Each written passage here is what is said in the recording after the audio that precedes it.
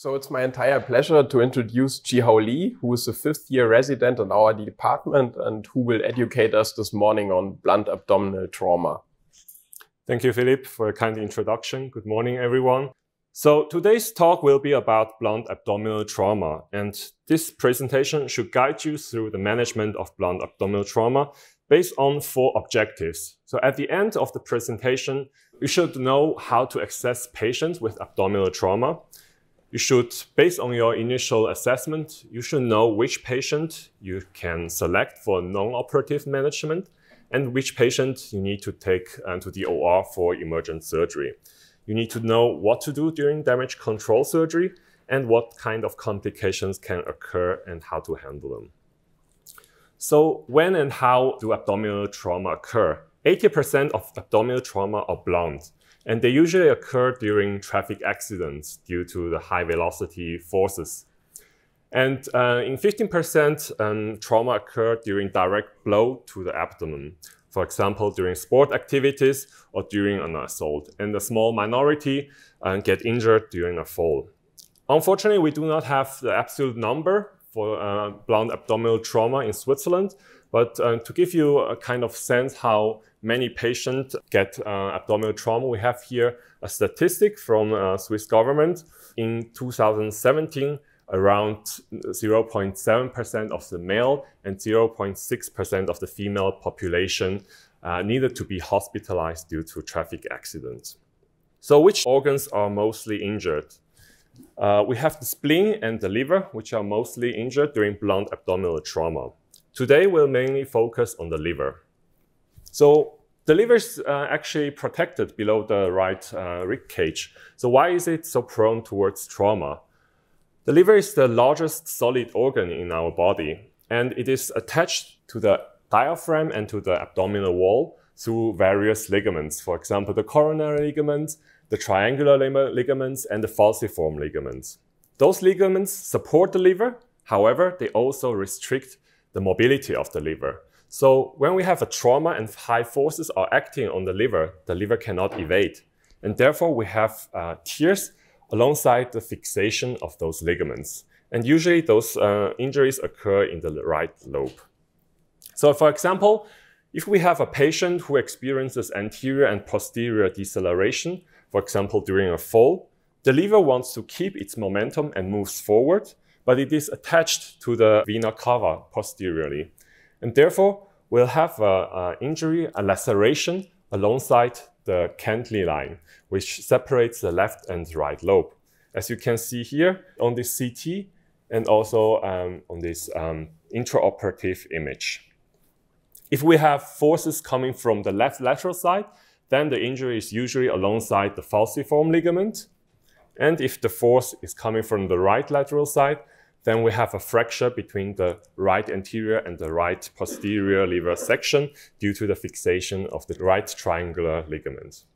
Those injuries are life-threatening because the liver is a well-vascularized organ. It receives around 1/4 of the cardiac output. While the artery, the portal vein, and the bile ducts, they are protected in a sheath in the portal triad. The hepatic veins, they are unprotected and they run within soft liver parenchyma. And therefore, hepatic veins are more prone towards injury. And as you can see here in this image, the vessels, when they get closer to the liver capsule, they become smaller. Therefore, you can imagine superficial cuts, superficial injuries will not cause severe damage to the liver because the larger vessels are more in deep. So with a deeper cut, deeper injury into the liver, there is a higher chance of severe liver injury. And this principle is reflected on this slide on the liver trauma classification, which classifies the liver injuries into 5 grades. So we have the low grade, which makes around 85%. And they classify those injuries with superficial laceration, with subcapsular hematoma, and contained intraparenchymal hematoma. Those injuries are always contained.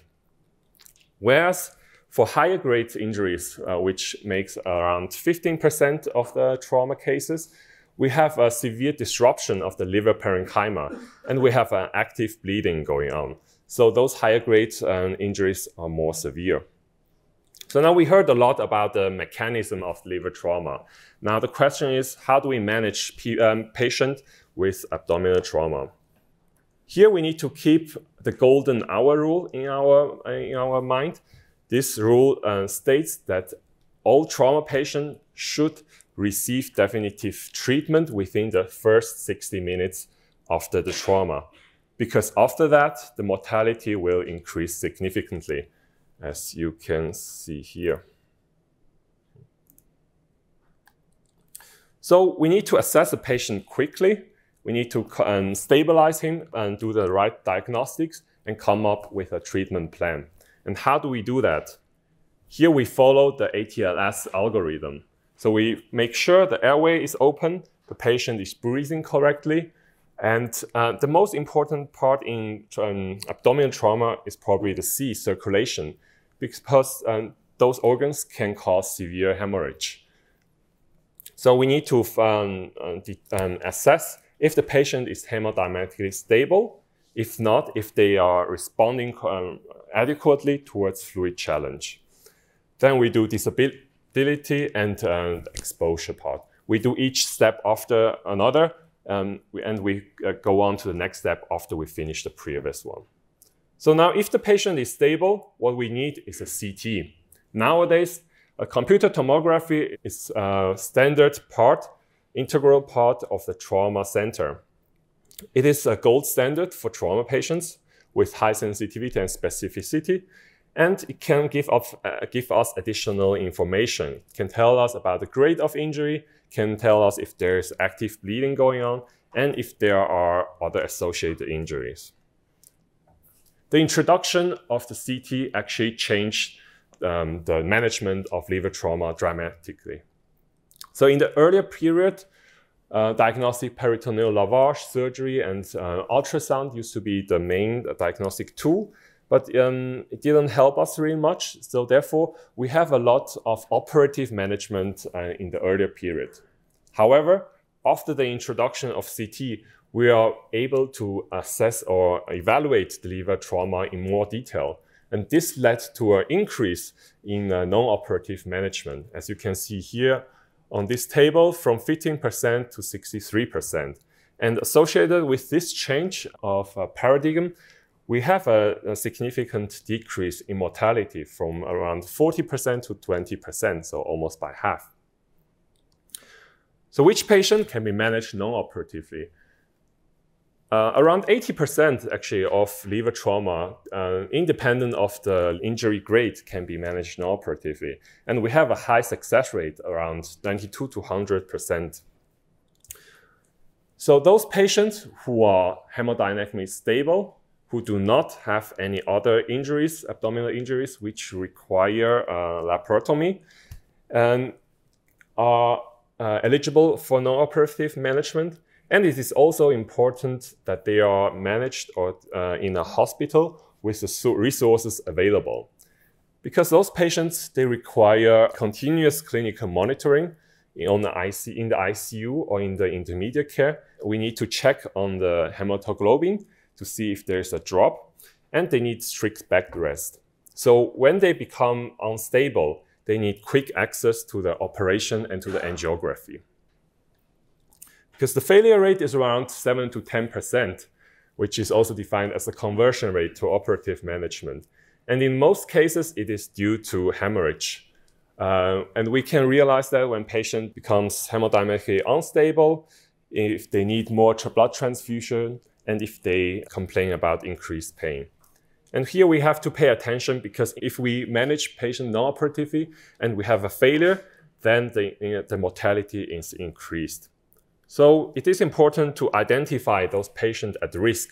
And the risk factors are high-grade injuries, patients who already needed 3 units of blood transfusion, who have hemoperitoneum on the CT, and those patients with associated abdominal injuries. What are the injuries we often miss? So around 7% of patients with liver trauma have also pancreas injuries.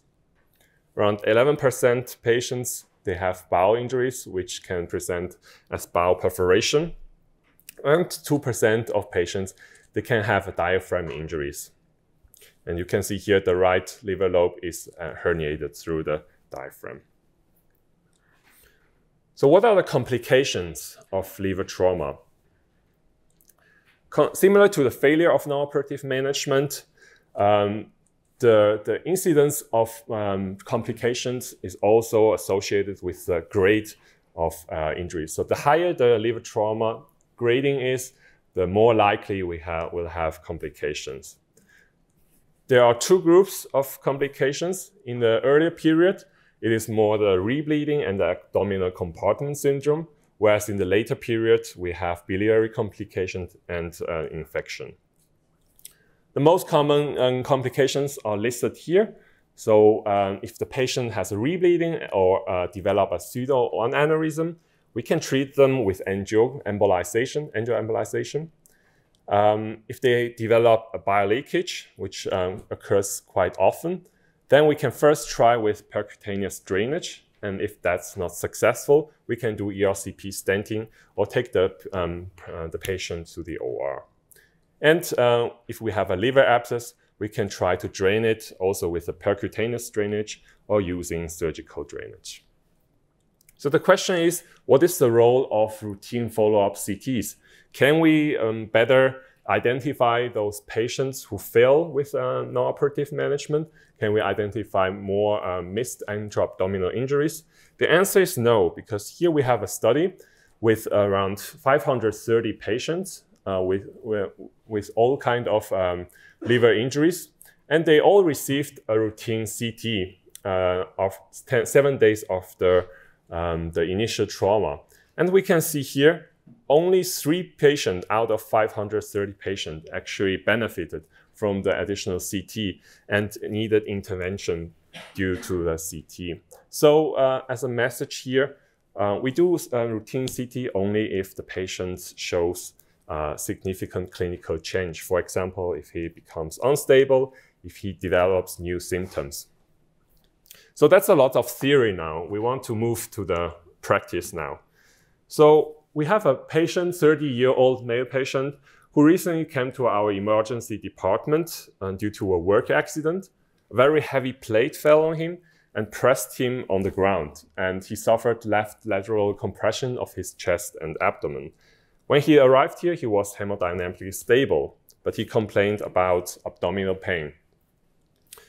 So what would you do here? So as you said, I would assess a patient according to the ATLS algorithm, and then since he's hemodynamically stable, I would go for a CT scan. Very good. So that's the CT. What do you say? What can you see on this CT?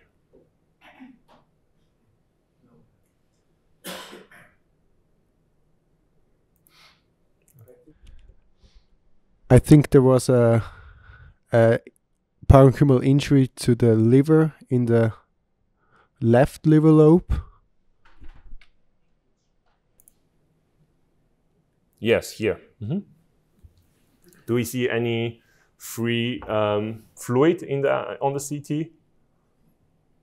No, I don't think so. That there's any obvious other injuries?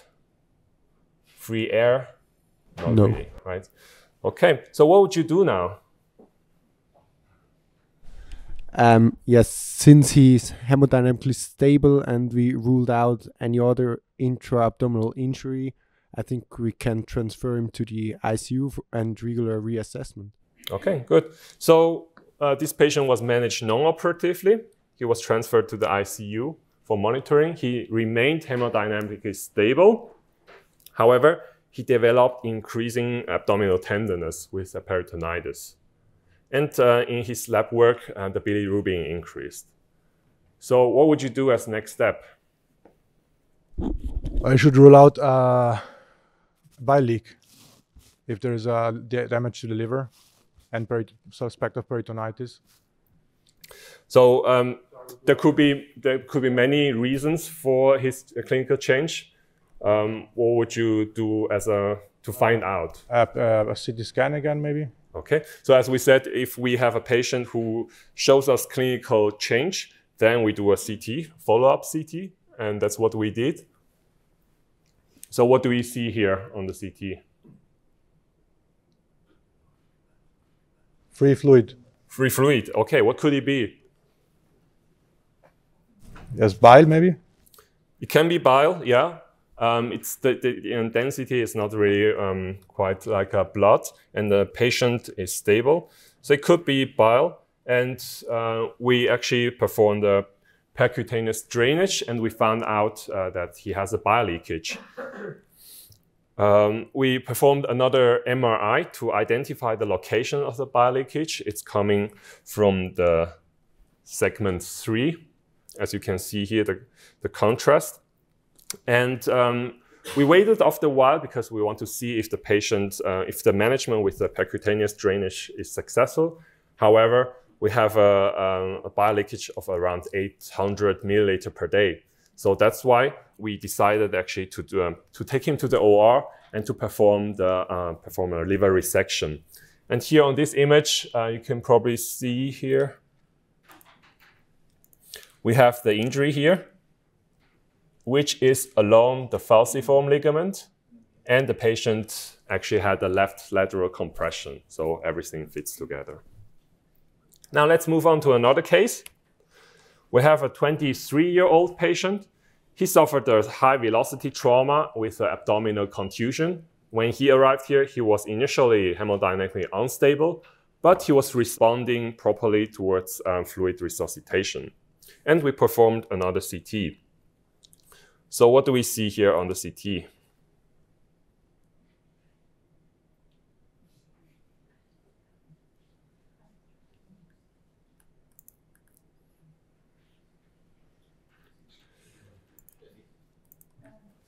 Well, we definitely do see a severe liver laceration. It looks like almost the whole right lobe is shattered.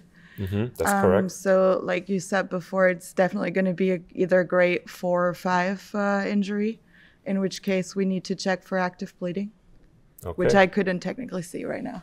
Okay.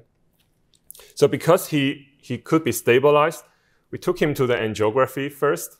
And what we see here is extravasation of contrast. And we could successfully do angioembolization, as you can see here on the right side. However, the patient became hemodynamically unstable. So angiographic management, they are quite useful as an adjunct to non-operative and operative managements. They are useful to stop active bleeding during the initial trauma, or if the patient is managed non-operatively and we see a rebleeding. Also, after surgery, we can take the patient to the angiography after packing. And the success rate is actually quite high with 83%. But our patient is unstable, so we need to take him to the OR. And we need to do damage control surgery. The primary goal of damage control surgery right now is to stop the bleeding. Why is this important? Because if bleeding is going on, then the patient might develop lethal trials, which consists of acidosis, hypothermia, and coagulopathy. And those are associated with high mortality. So when we take the patient to the OR, we open the abdomen. What we need to keep in mind, keep calm. And what we do is we push, pack, and we Pringle. So what do I mean by that? So we first compress at the site of liver trauma to stop the bleeding initially. We push the liver together to bring it back to its normal anatomy. Then we pack. So how do we pack? So we put gauzes on all surfaces of the liver, posteriorly, laterally, anteriorly, and inferiorly.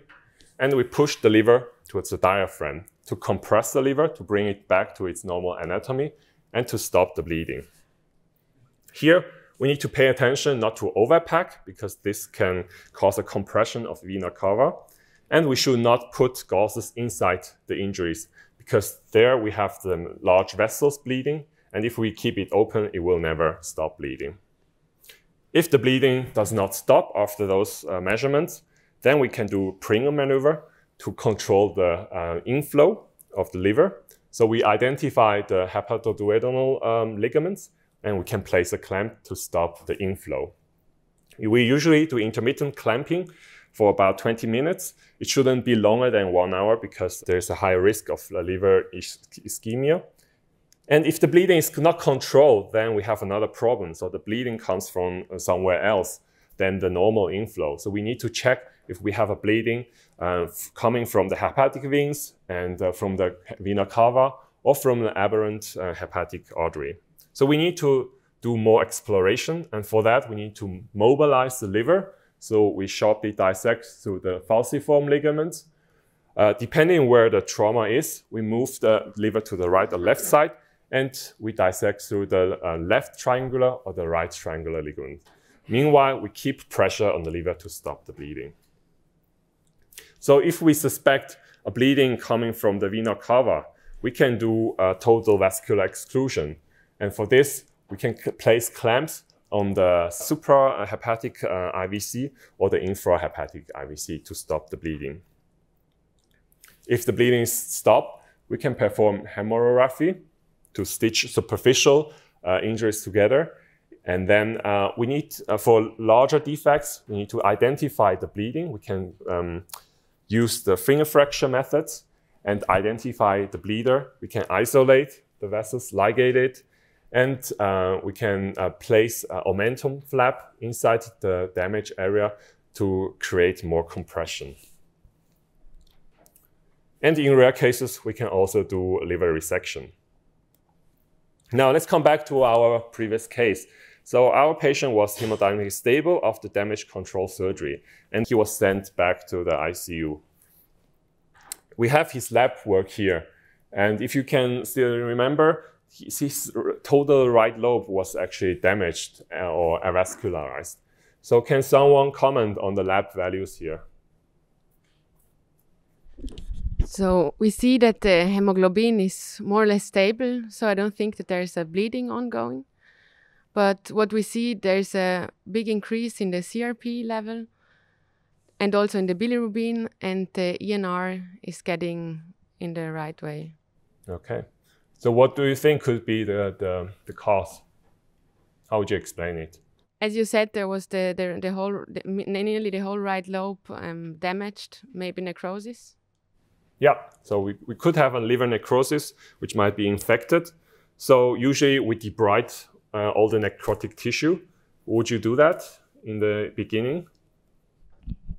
This is quite a big, difficult question. That's true. Because it's a huge damage, so I'm not sure. Okay, that's a good answer. So in the beginning, on day 1, we only have remnant liver volume of around 200. And this makes only 15% of standard liver volume. So we had to wait, because if we do liver resection here, the patient will develop acute liver failure. So we waited, and on day 7, the liver compensated, and we got almost 50% of the standard liver volume. And that's when we actually performed second stage surgery and extended right lobectomy, as you can see here on this image.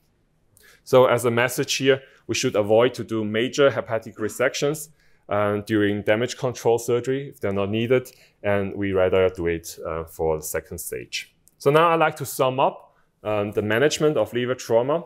We can select 2 groups of patients, those who are hemodynamically stable and those who are unstable. Those who are stable, they can manage non-operatively, unless they have other indication or associated abdominal injuries, then they need laparotomy, or they are unstable, then of course they need to be operated. So for the non-operative management, we perform the CT. If we see there's active bleeding going on, we can first take the patient to the angiography to do angioembolization. If that's successful, that's great. If not, then he needs surgery as well. And if the patient is stable and the bleeding could be stopped, then he needs to be monitored in the ICU. And if there's a failure of the non-operative management, then we need to do operation again. So now we come back to our initial objectives. So first, how do we assess liver patients. So we do ABCDE, we do contrast CT. Then how do we select patients who can be managed non-operatively? Those are the patients who are stable, who do not have other abdominal injuries, and those patients are treated in the right place with the resources available. What do we do for damage control surgery? We stop the bleeding, we do push pack Pringle, and what kind of complications can we have? We can have liver abscess, we can have rebleeding, and yeah, those are the complications. Okay, thank you very much for your attention.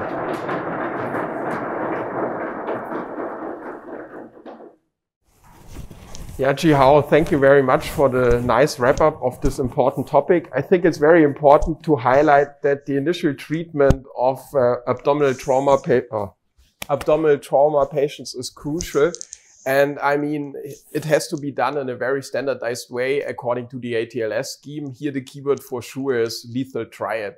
And I think which was highlighted as well is that there has been a change moving forward from operative management to non-operative management, thanks to the improvement in CT diagnostics. And I think the third thing to understand is that it's a crucial part of the modern management of abdominal trauma patients is the introduction of adjuncts like angioembolization. Thank you so much. It was really a good talk.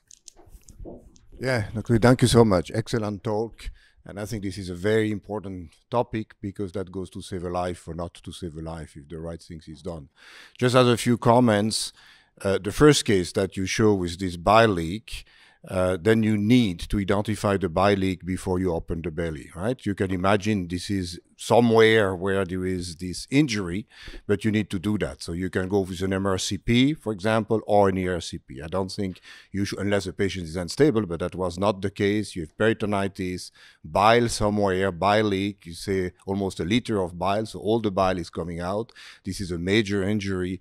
You need here to do that. I will do that in a routine that we identify that before that. The other point, very important, is the packing. What happened, sometimes we are causing more problem that you help, and if the packing is wrong, done in a hospital when they don't have much experience and patient would be transferred to a center and many hours pass and the packing is not done properly, either it bleed again, or you have compression and you have ischemia of the liver, or the cava in this situation. I think this is something that any resident should learn, and the picture that you show are very nice and absolutely correct to go behind, and the packing need to be done. And if a surgeon has not major experience, I think this is really the time to call a senior surgeon that can help you to do this. Now, you saw a picture with patch of the omentum. I have never done that. It's nice. We can plug anything that does not prevent bleeding. If you really have a bleeding, it will not help. It may make surgery much more complicated if you have to go back a long time after that. Now, today we have many very good hemostatic patch that can be used. You can suture, you compress until someone comes.